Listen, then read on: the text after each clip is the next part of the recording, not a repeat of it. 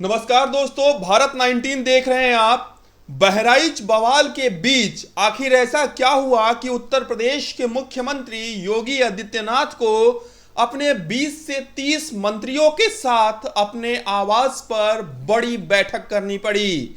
इसके साथ ही आरएसएस भी उत्तर प्रदेश में बहुत बड़ी बैठक करने जा रहा है और जो आरएसएस के प्रमुख हैं मोहन भागवत, वो भी इस बैठक में हिस्सा लेंगे।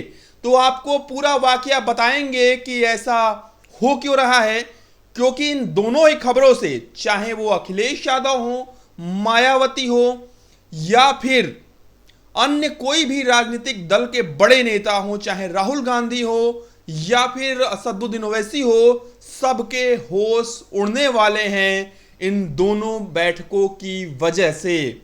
सबसे पहले हम बात करते हैं बहराइच की। बहराइच में क्या हुआ? बवाल हुआ। उत्तर प्रदेश सरकार ने कार्रवाई की। जब बवाल हुआ तो विपक्ष के नेताओं ने कहा कि उत्तर प्रदेश सरकार कार्रवाई क्यों नहीं कर रही। जब आरोपियों के पैर में गोली लगी, एनकाउंटर हुआ, तब विपक्ष ने कहा कि जानबूझकर इस तरीके से फर्जी एनकाउंटर किए जा रहे हैं। चित भी मेरा, पट भी मेरा। अब आते हैं कि इन दोनों बैठकों के क्या कुछ मायने हैं।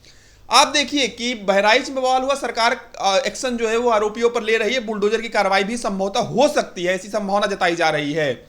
और तमाम जिन जिन घरों पर मार्क लगाए गए हैं वो अपने सामान को जो है वो समेट रहे हैं।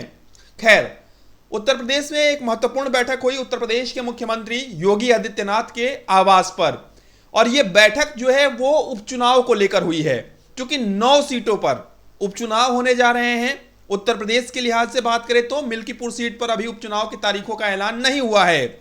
और उत्तर प्रदेश के मुख्यमंत्री योगी आदित्यनाथ ने जब बैठक की तो जानते हैं क्या हुआ है। सोर्सेस के हवाले से जानकारी मिल रही है कि उत्तर प्रदेश के मुख्यमंत्री ने पूरी तरीके से कमर कस ली है और सीएम ने कह दिया है कि हर हाल में जिन जिन सीटों पर चुनाव हो रहे हैं, उपचुनाव जीतना है हमें। और यहां तक निर्देश दिया गया है कि मतदाता जो है, जो बीजेपी का वोटर है, उससे किसी भी तरीके से आप जाइए, रिक्वेस्ट करिए कि वो कम से कम वोट देने जाए, वो घर में ना बैठा रहे, ओवर कॉन्फिडेंस ना हो जाए। इस तरीके की जो सलाह है वो कहीं ना कहीं दी गई है इस बैठक में। अब आते हैं कि आरएसएस की किस लिए बैठक बुलाई गई है।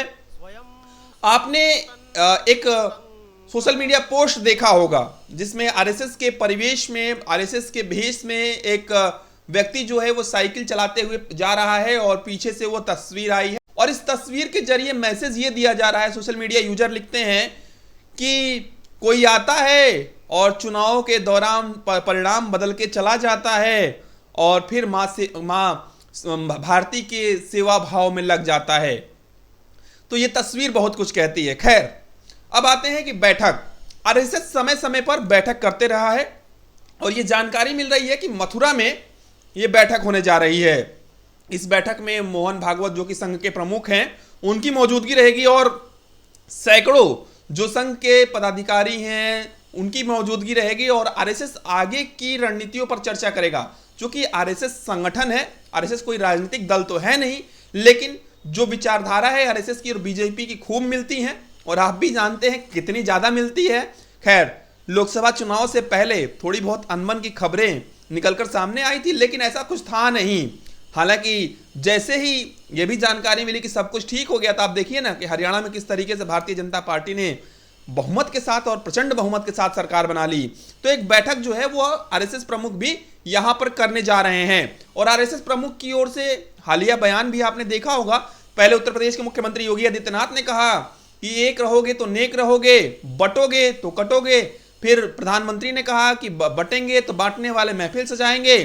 फिर मोहन भागवत के भी आपने बयान को सुना होगा कि दुर्बल नहीं रहना है। इसका मतलब ये नहीं है कि हिंसक हो जाना है, किसी पर हिंसा करना है, लेकिन दुर्बल नहीं रहना है। तो खैर, आप लोग अपनी राय हमें कमेंट करिए कि यूपी में उपचुनाव में भारतीय जनता पार्टी कितनी सीटें जीत सकती है।